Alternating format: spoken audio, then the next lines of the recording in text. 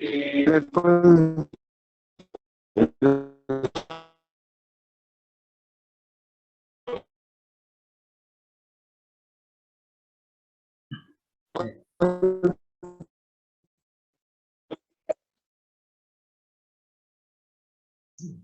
Ok, bueno. Entonces, y bueno, ¿puedes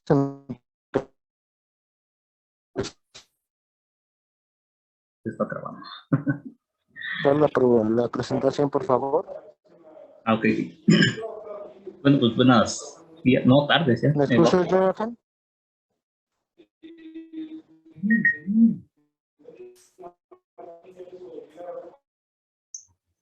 Bueno, vamos a comenzar con estos mecanismos de regulación endocrina, metabólica y nerviosa, pero primero vamos a con el cuestionario. Entonces, la primera pregunta es, ¿cuál es la hormona que sí disminuye la glucogénesis e incrementa pues, la gluconeogénesis en el hígado? Y bueno, me preguntaré. Mi pregunta es para Johan.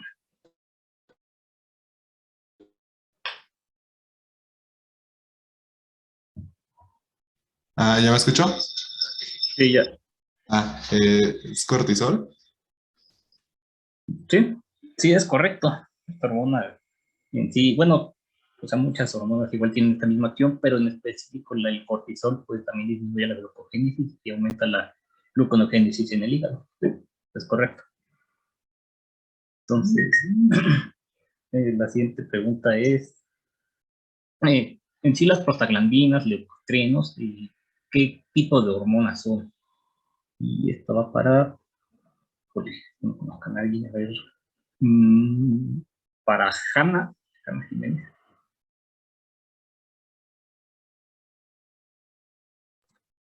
¿Sí me escuchó? Sí, claro. Ah, pues estos son ácidos grasos, ¿no? Sí forman parte de los ácidos grasos. Sí, sí es correcto. O sea, perdón, los glucocorticoides, prostaglandinas, leucotrienos, en sí son, en base a su composición química, pues sí son, se consideran ácidos grasos. Sí, es correcto. La otra pregunta es, esta hormona que es secretada, ojo, por la neurohipófisis, ojo, y su estímulo principal en sí es el aumento de la osmolalidad plasmática. Esta pregunta lo va a hacer a Hermes Reyes.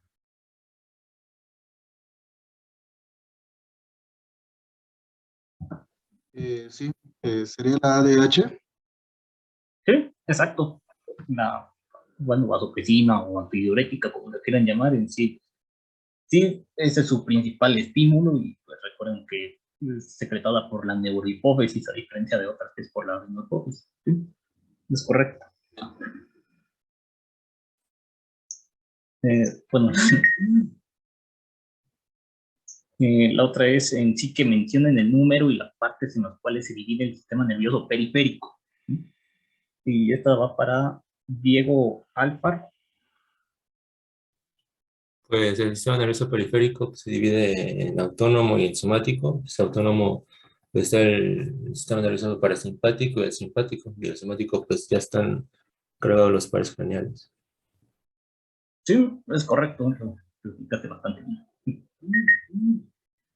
Bueno, y ya por último, sí, bueno, se consideran moléculas que en sí no son reservorio de energía y no se usan para producir energía. Sí, ¿de qué estamos hablando?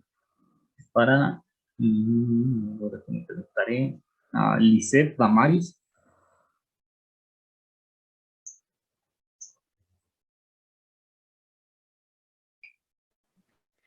Son las proteínas.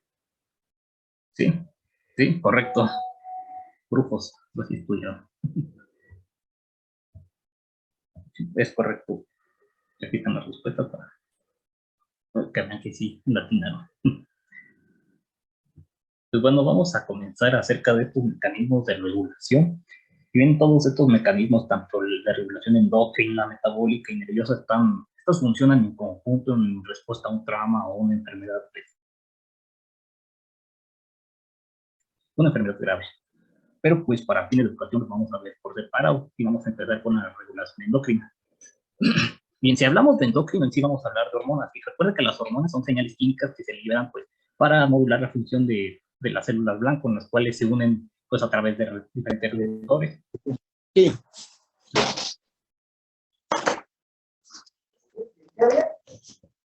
Bueno, pues, no. Los cuales se unen a través de diferentes receptores y pues dan sus funciones. Y pues igual, teniendo su estructura química, pues podemos describirla en polipéptidos, por ejemplo, citosinas, glucagón, insulina, los aminoácidos como adrenalina, noradrenalina, histamina, dopamina, serotonina y todo lo que termina en mina.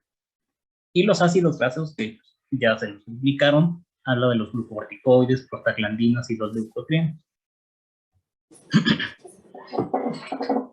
En ciertas hormonas se unen a diferentes receptores que pueden estar tanto en la membrana celular como dentro de la propia célula.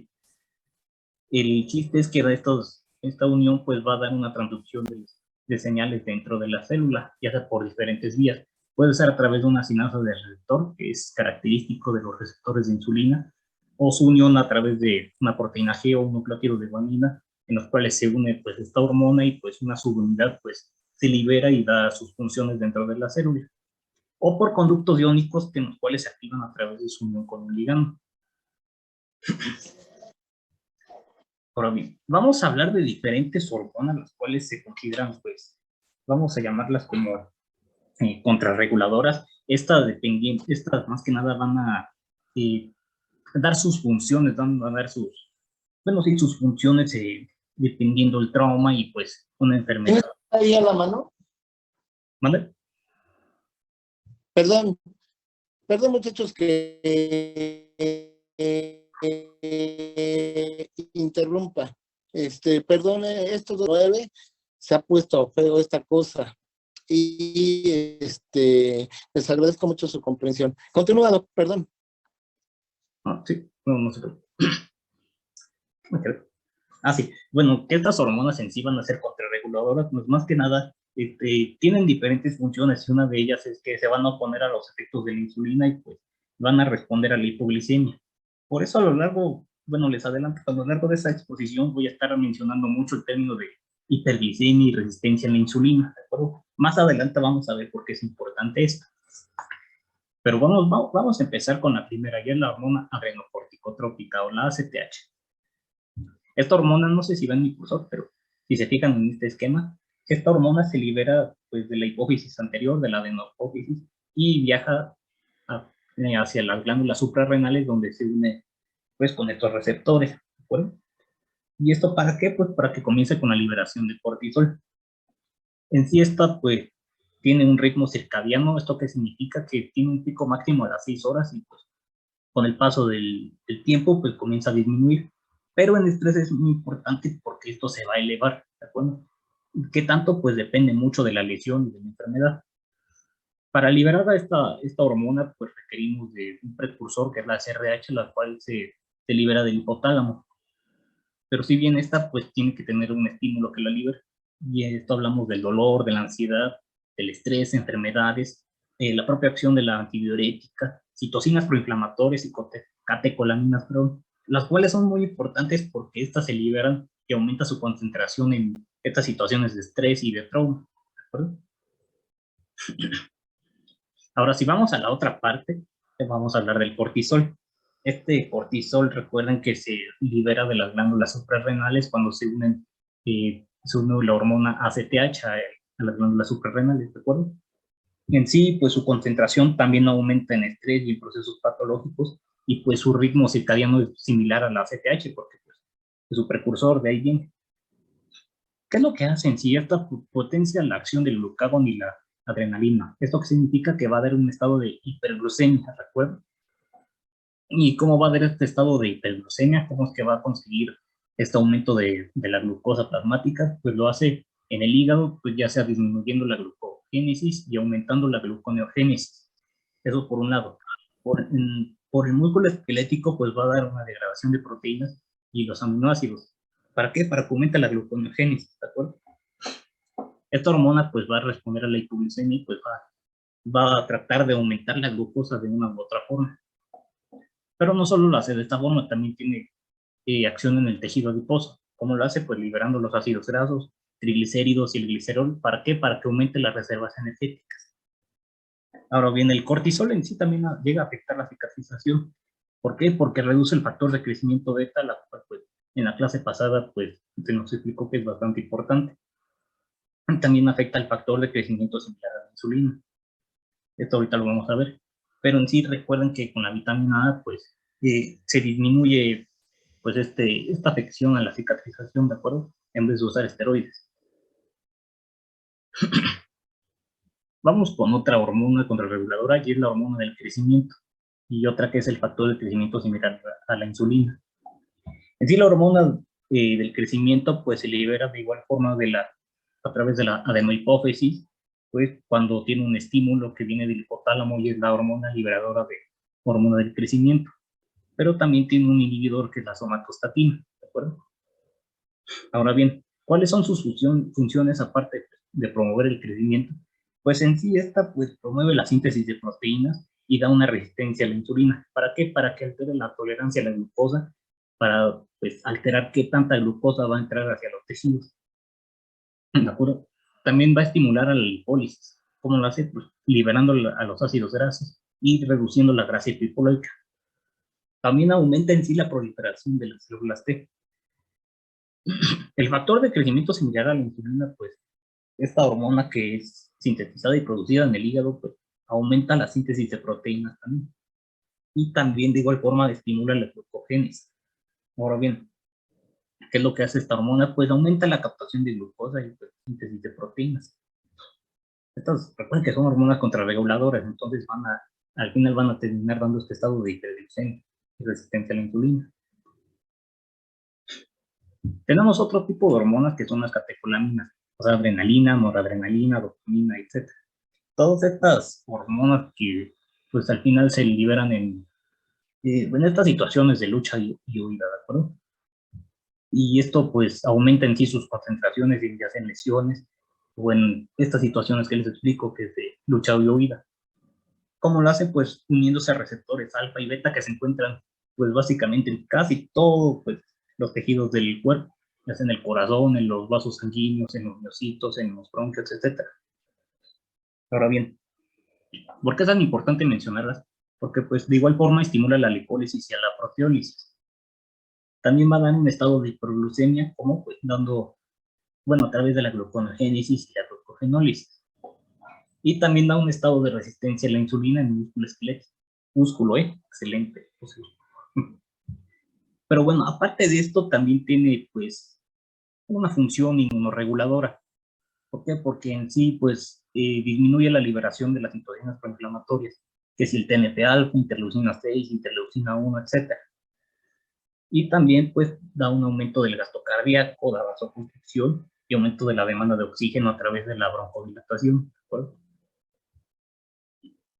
Ahora bien, vamos a ver la insulina, vamos a ver por qué es tan importante esto que les he estado mencionando de hiperglucemia y resistencia a la insulina.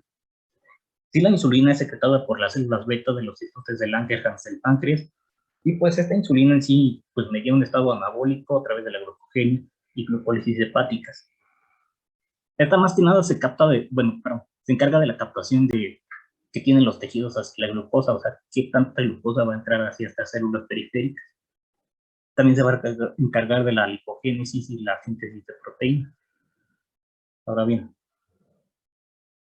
el hecho de mencionar este estado de hiperglucemia y resistencia a la insulina es muy importante, porque en una enfermedad crónica, en estos eventos traumáticos, pues son características. ¿Por qué? Por los efectos que tienen estas hormonas que les he estado comentando. ¿Por? Ahora bien, este estado de hiperglucemia es muy importante porque tiene efectos inmunosupresores. Un ejemplo de ellos es la glucosilación de las inmunoglobulinas, el descenso de la fagocitosis y pues la liberación de los monocitos. ¿De acuerdo? Y todo esto es muy importante porque esto desencadena un mayor riesgo de infección y pues afecta también a la cicatrización, ¿de acuerdo? Por eso es tan importante mencionar a la hiperglucemia. ¿Okay? Por último tenemos otra hormona que es la hormona antidiurética o vasopresina, como le quieran llamar. Esta hormona pues es secretada en sí por la neurohipófisis, ¿de acuerdo? Que esta tiene pues sus acciones en la nefrona del riñón y pues tiene un principal estímulo, y cuál es el aumento de la osmolaridad plasmática. Esta tiene una función osmorreguladora porque reabsorbe el agua y pues mantiene el volumen de líquido en un evento traumático. Pero también pues tiene una función vasoconstrictora y pues de igual forma que las anteriores que os he estado comentando, pues aumenta la glucogenólisis y la gluconeogénesis del hígado. ¿De acuerdo?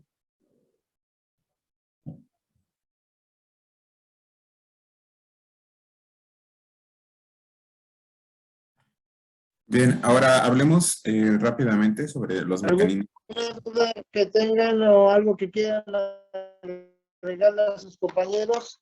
Lo importante de esto es que sepamos qué hormonas interactúan en la gluconeogénesis y cuáles bloquean la gluconeogénesis. Entonces, es importante lo que ahorita sus compañeros les acaban de hablar. ¿Alguna duda que tengan con referencia al mecanismo de acción y a dónde están interactuando?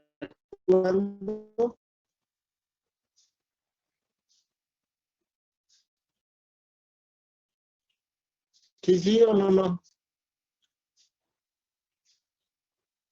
Yo soy el que estoy más movido y ustedes, ¿qué pasó? Despierten. Compañero. Bueno. Disculpe, doctor, es que casi no se le entiende. Bueno, Se le ¿me corta escuchan? mucho. Se le corta mucho el Se audio. corta mucho, doctor. Bueno, ahorita andamos corriendo, continúen. Bien, ahora hablemos sobre los mecanismos de regulación nerviosa. Siguiente, por favor. Bueno, tenemos el sistema nervioso autónomo. Se divide el sistema nervioso se divide en sistema nervioso periférico, sistema nervioso central, y el sistema nervioso periférico se divide en sistema nervioso autónomo y sistema nervioso simpático.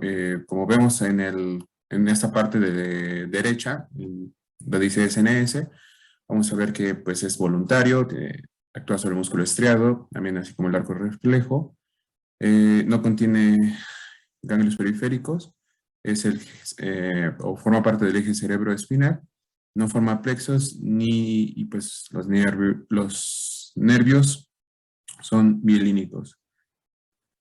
Regresando al sistema nervioso autónomo, tenemos lo que es el sistema nervioso simpático y el parasimpático. Vamos a observar que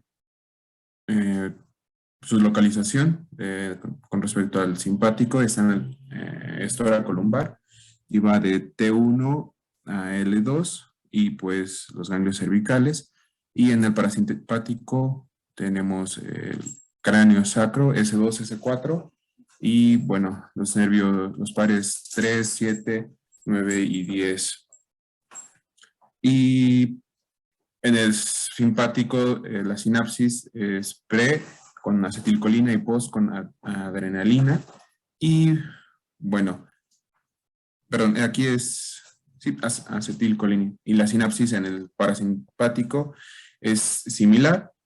En el simpático vemos que los ganglios son alejados del órgano efector y en el parasimpático son cerca del órgano efector, así como los neurotransmisores. En el simpático es la adrenalina y la noradrenalina, y en el parasimpático tenemos la acetilcolina.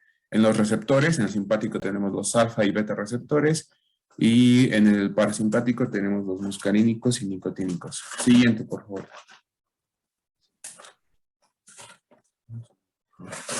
Ok, aquí podemos observar la serie de neurotransmisores, el cómo se encuentran distribuidos a lo largo de toda la médula espinal.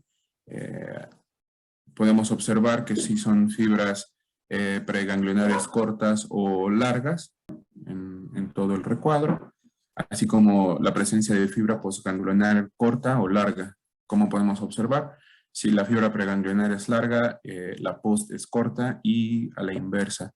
Tenemos la acetilcolina como principal fuente en cada uno de ellos, y observamos así también los receptores en esta columna, a un costado de los cuadros azules, donde podemos observar la acción de cada uno de ellos, como por ejemplo la acción aquí donde dice fibra preganglionar larga, acetilcolina, NN, luego la fibra ganglionar corta, luego la acetilcolina y el receptor muscarínico. Observamos que su acción es sobre el músculo liso, las glándulas, nervios terminales y el músculo cardíaco. Y así pues podemos observar cada una de la relación que tiene y cada una de su acción en cada una de las vías en este caso. Vemos que tiene acción en la segunda línea, igual sobre un receptor muscarínico, actúa sobre las glándulas sudoríparas, y acá podemos ver la acción sobre los alfa 1, alfa 2 y beta 1 receptores. Aquí observamos que es sobre el músculo liso, las glándulas, los nervios terminales y el músculo cardíaco. Entonces, esta es una representación a grandes rasgos. Si podemos observar en la primera columna o en la primera parte, es el que menciona la parte parasimpática, simpática y somática. Entonces, es importante determinar los receptores, el tipo de receptor que actúa, el tipo de receptor. Así y es. Gracias a ello, pues también podemos determinar si pertenece al sistema nervioso parasimpático o simpático. Siguiente, por favor. Entonces, tenemos la inervación del sistema nervioso autónomo. Podemos observar que la midriasis se da gracias a un receptor alfa 1, y también podemos observar que puede inhibir la salivación.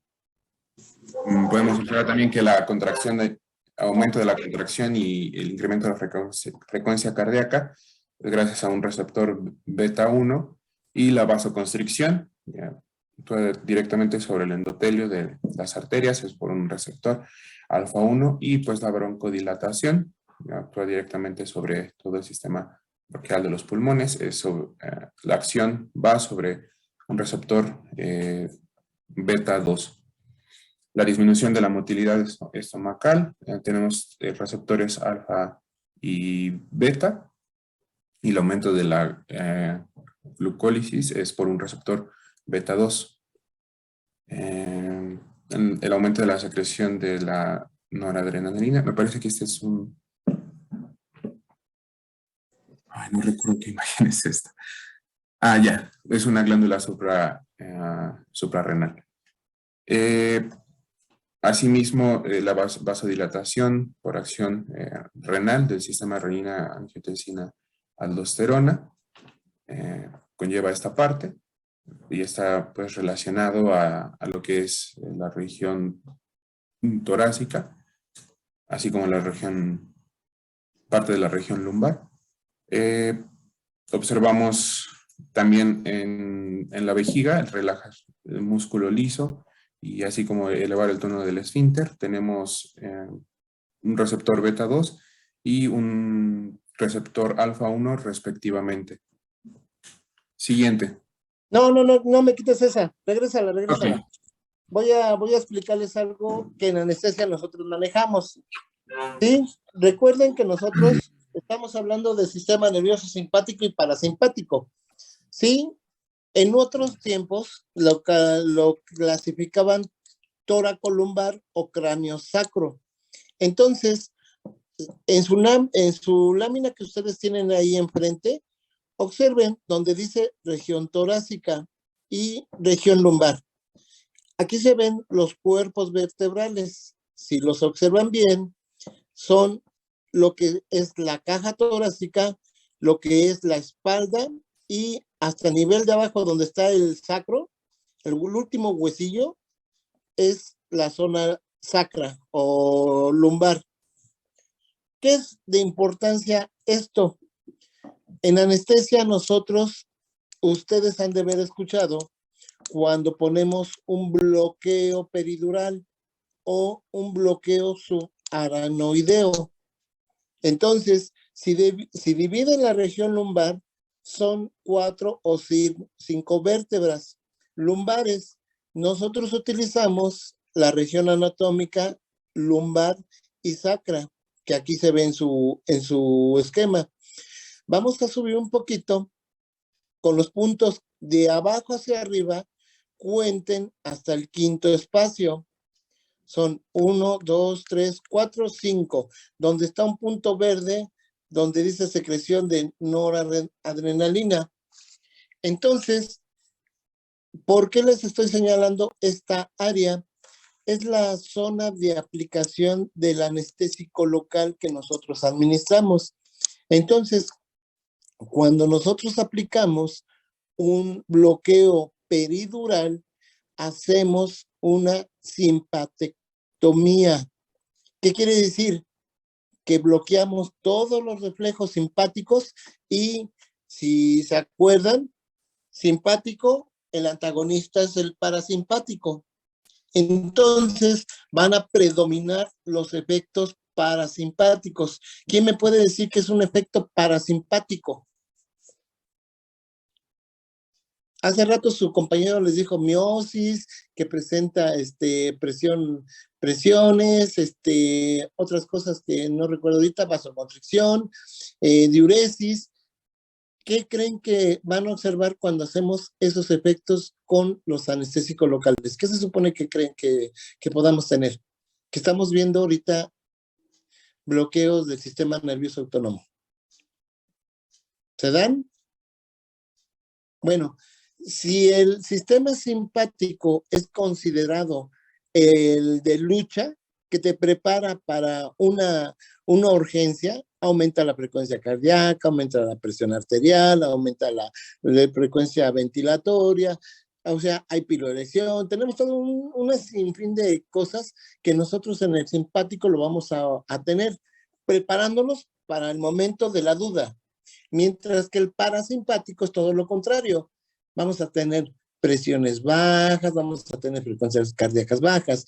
Entonces, si nosotros no sabemos esa diferencia, podemos tener un paciente en paro y no nos damos cuenta. Y están ustedes operando, están bien entrados en su cirugía, pero el paciente está en paro por la anestesia. Entonces, ahí del término, se le pasó la anestesia. Pero no es que se nos pase, sino que simplemente no cuidamos a nuestro paciente por esta zona que ustedes están viendo aquí.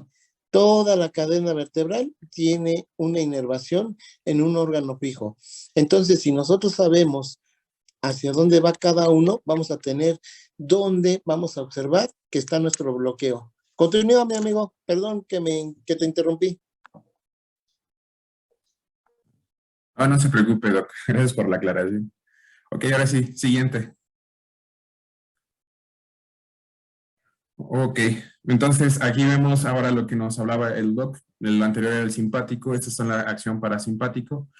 Entonces vemos que pues prácticamente ocurre lo contrario y observamos también que los receptores son diferentes. Tenemos en los anteriores los alfa y los beta, tipo 1, tipo 2, y aquí tenemos los muscarínicos, tipo 2, tipo 3, entre otros. Y observamos como en el otro era midriosis y aquí es la miosis.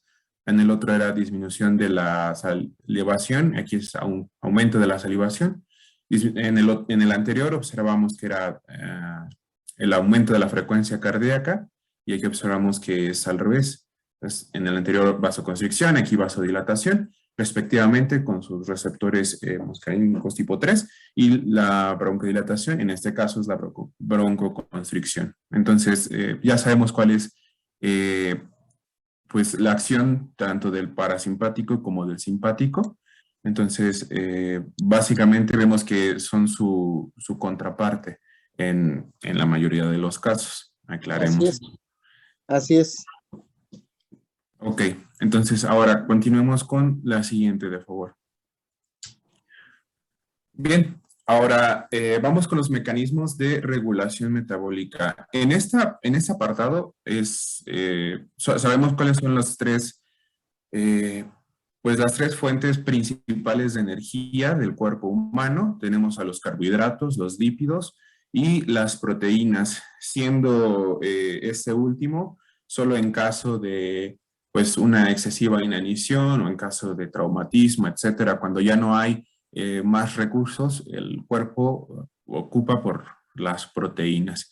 Es algo que hemos visto durante todos los últimos semestres, bioquímica 1, bioquímica 2, en fisiología, etcétera. Entonces, solamente va a ser algo sumamente superficial, pero que puedan tenerlo en cuenta, que no lo, pues ahora sí, no lo olviden, solamente como recordatorio. Bien, entonces recordemos que los carbohidratos es la fuente principal de energía de nuestro cuerpo. Tenemos mecanismos para poder utilizarlos. El principal de ellos es la glucólisis, así como pues deriva hacia la gluconogénesis. Y tenemos el segundo, que es el de respaldo, el de reserva, es la vía de las pentosas fosfato. Esto es en ausencia principalmente de oxígeno. Recordemos que para la glucólisis el oxígeno es parte fundamental para producir el ATP, el adenosíntrifosfato. Y recordemos así también que el exceso de glucosa en sangre, en este caso la glucosa va a ser la molécula principal de los carbohidratos que se va a ocupar en el cuerpo humano. Recordemos que en el hígado también existe un reservorio de glucosa y que, bueno, también la hormona encargada de poder liberarlo es el glucagón. Y bueno, la insulina nos va a ayudar a que nuestras células puedan captar la glucosa en sangre y ésta se pueda mantener en niveles por debajo de los 100, me parece. Recordemos así también que la glucosa es fundamental para el cerebro, es el principal. ¿Por qué dices ya parece? ¿Eh? ¿Por qué dijiste ya parece? ¿En qué momento? Ahorita en el comentario que hiciste de la glucosa. ¿Por qué? ¿Qué tienes duda? ¿De qué? No sé en qué momento lo dije. De repente disvarió en mis pensamientos. Te salió, pero sí alcanzaste que dijiste ya parece. Continúa. Entonces, como les comentaba, el mecanismo, el cerebro utiliza la glucosa como principal fuente de energía. Un exceso de glucosa nos va a generar resistencia a la insulina y es importante mencionar que pues tiene una producción de 4 kilocalorías por 1 gramo de glucosa. Entonces, básicamente, o más bien derivado a la fácil utilización de este recurso, es por eso que el cuerpo siempre opta por esta vía para poder obtener pues prácticamente el ATP, ¿no? Y las células están muy bien acostumbradas a poder utilizar la glucosa para su correcto funcionamiento. Siguiente, por favor. Bien, ahora hablemos sobre los lípidos. Espero que no hayan tenido alguna duda con respecto a los carbohidratos. ¿Todo bien? Todo bien. Ok. Perfecto. Entonces, como sabemos, los lípidos son moléculas que nos van a proporcionar prácticamente por cada gramo un total de 9 kilocalorías de energía aproximadamente. Estos son, bueno, se encuentran, pueden ser de origen vegetal o de origen animal, y su absorción, digestión y degradación Bueno, la absorción va a ocurrir por medio de la emulsificación. Tenemos ayudas como lo son las sales biliares. Esto nos va a ayudar a poder absorberse, ya que principalmente son las cadenas de 12 carbonos las que van a poder ser absorbidas de manera directa, y aquellos que son un poco más grandes, pues vamos a requerir de las sales biliares y así también de los jugos pancreáticos para su correcta degradación, emulsificación y su correcta absorción. Recordemos que también tenemos como los triglicéridos, que pues por medio de la lipólisis van a ser convertidos en ácidos grasos y glicerol. Estos van a ser utilizados por el cuerpo para producir energía por medio de la beta oxidación, y esta acción se va a realizar en las mitocondrias así como en los peroxisomas. Esto para poder generar acetil-CoA. Entonces aquí observamos en este pequeño diagrama, tenemos así el acetil-CoA que va a acetoacetato y puede producir cetona, así como 3-beta hidroxibutirato. Todo esto pues para poder generar, va a traer como productos en lo que es el ATP, CO2 y H2O en el ciclo del ácido cítrico, y va a tener una producción aproximada de 106 ATP.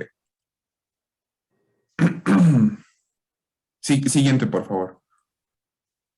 Por último, tenemos el uso de las proteínas, como ya habíamos observado.